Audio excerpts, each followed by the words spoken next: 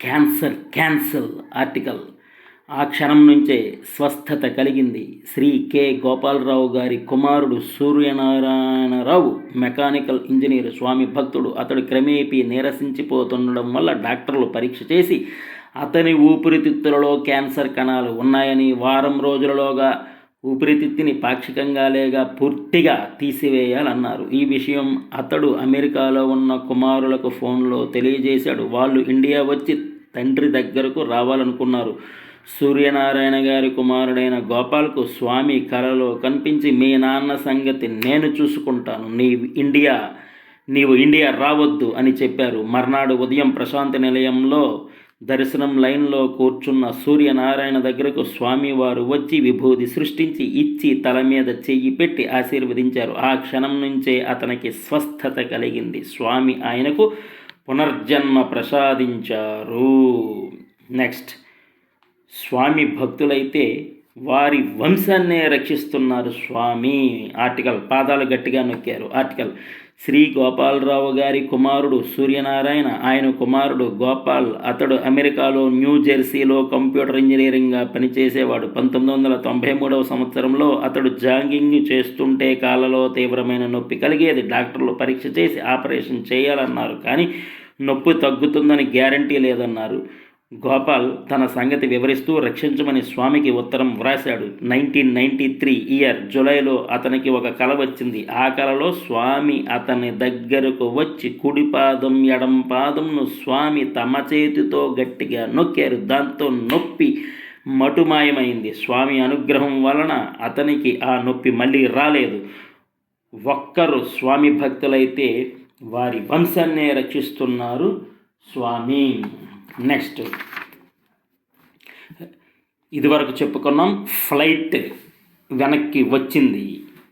స్వామి ఫ్లైట్నే వెనక్కి రప్పించారు. ఇప్పుడు రైలు బండే వెనక్కి వచ్చింది.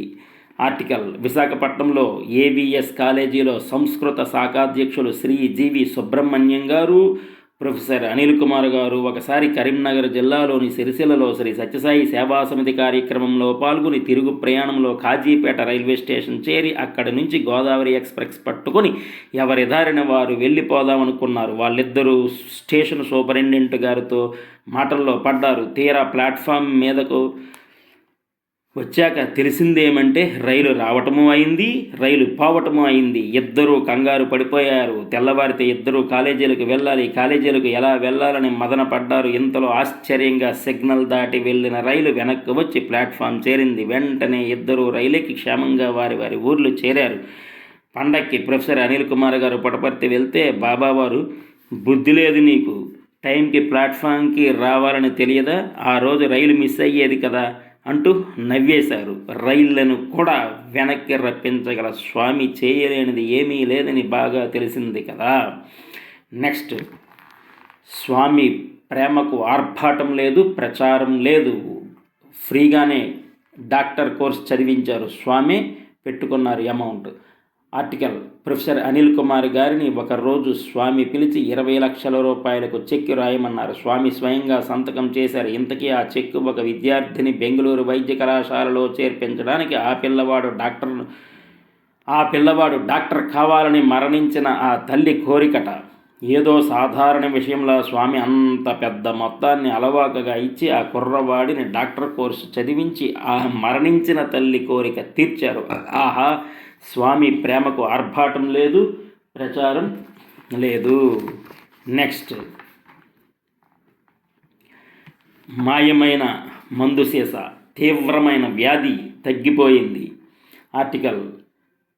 క్షయవ్యాధితో బాధపడుతున్న భార్యని వెంటబెట్టుకుని ఒక ఆయన పుట్టపర్తి వచ్చాడు. అతడు స్వామితో తన భార్యకు ఎన్ని రకముల మందులు వాడినా ఆమె వ్యాధి కుదరలేదని మనవి చేసుకున్నాడు. స్వామి తన హస్తచాలనము చేత ఒక మందు సీసా సృష్టించి దానిలో ఉన్న ద్రవం నిత్యం కొంచెము తీసుకోమని వివరించి చెప్పి ఆశీర్వదించారు. వాళ్ళు ఎన్ని రకాల ఔషధాలు సేవించినా తగ్గని తీవ్రమైన వ్యాధి ఇంత చిన్న సీసాలో ఉన్న మందు వల్ల తగ్గుతుందా అన్న సందేహంతో ఆ సీసాను ఒకసారి పరిశీలిద్దామని తమ పెట్టె తీసి చూడగా అందులో ఆ పెట్టెని సీసా అదృశ్యమైంది. అప్పుడు వాళ్ళు స్వామి దగ్గరికి తిరిగి వచ్చి జరిగింది చెప్పగా, స్వామి, నా మీద నమ్మకమున్న వారికే నేనిచ్చిన వస్తువులు ఉపయోగపడతాయి, నా మీద నమ్మకం లేకపోతే వస్తువులు అదృశ్యమైపోతాయి అన్నారు. వెంటనే వాళ్ళు స్వామివారి పాదాల మీద పడి క్షమాభిక్ష కోరగా తిరిగి ఔషధ సీసాను సృష్టించి ఇచ్చి తప్పకుండా వ్యాధి తగ్గుతుందని ఆశీర్వదించి పంపించారు స్వామి. రోగం తగ్గింది. ఔషధంతో పాటు విశ్వాసం ఎంత ముఖ్యమో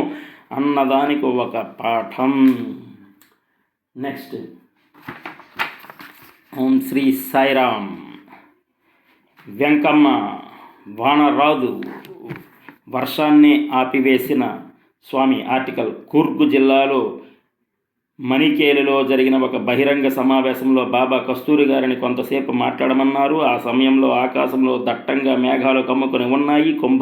కుంభవృష్టి కురిసేలా ఉంది. అప్పుడు పుటపర్తిలో జరిగిన యథార్థ సంఘటన గురించి కస్తూరి గారు ఇలా చెప్పారు. ఒకనాడు పుటపర్తిలో కుంభవృష్టి కురిసేటట్లుగా ఉంది. బాబా తోబుట్టువు వెంకమ్మ గారు ఇల్లు కట్టుకోవడానికి తయారు చేయించిన ఇటుకల వానలో తడిసి ముద్ద కాకుండా ఎండు చెరుకు ఆకులు తెచ్చి కప్పించేందుకు 15 మంది పురుషులు సిద్ధపడ్డారు. బాబా కుడి చెయ్యిని గాలిలో పైకెత్తి వెంకమ్మ వానరాదు అంటూ గట్టిగా అరిచారు. అంతే, వాన కురవలేదు అన్నారు. ఈ సంఘటన విన్న స్తోత్రులందరికీ వర్షం రాదని ధైర్యం కలిగింది. తరువాత బాబా ప్రసంగం చేస్తున్నారు. కస్తూరి గారు ఇంగ్లీషులోకి అనువదిస్తున్నారు. కానీ వర్షం వస్తుందేమో అని అందరూ భయపడుతున్నారు. బాబా అనర్గళంగా గంటసేపు ఉపన్యసించారు.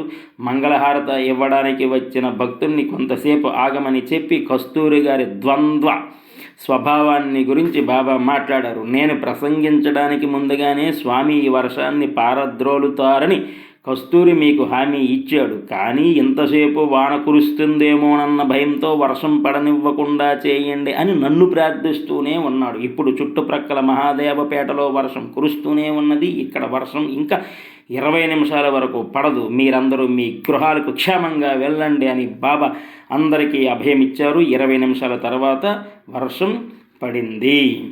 నెక్స్ట్, భక్తునికి రక్షను సృష్టించి శక్తిని ఇచ్చారు. అంటే స్వామి శక్తి ఇచ్చారు.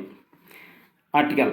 బాబా వారికి అప్పుడు 17 ఇయర్స్. ఒకనాడు చిత్రావతి ప్రక్కన ఉన్న తోటలో భక్తులతో గడిపారు. తిరిగి వచ్చే సమయానికి కొద్దిగా చీకటి పడింది. ఆ చీకటిలో ఒక విష సర్పం స్వామి కాలు బొటనవేలిపై కాటు వేసి జరజర పారిపోయింది. బాబావారు మూర్ఛ వచ్చినట్లు పడిపోయారు. బాబావారు సౌజ్ఞల ద్వారా ఒక భక్తునితో తాము త్రిప్పినట్లు అతని చేతిని త్రిప్పమనగా అతని చేతిలోనికి ఒక రక్ష వచ్చింది.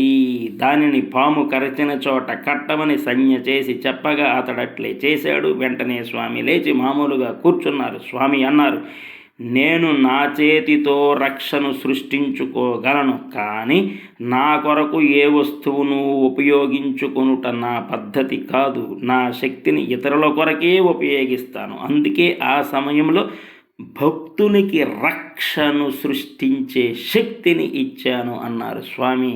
Love all, serve all, help ever, hurt never, సమస్తలోకా సుఖినో భవంతు. సాయిరామ్.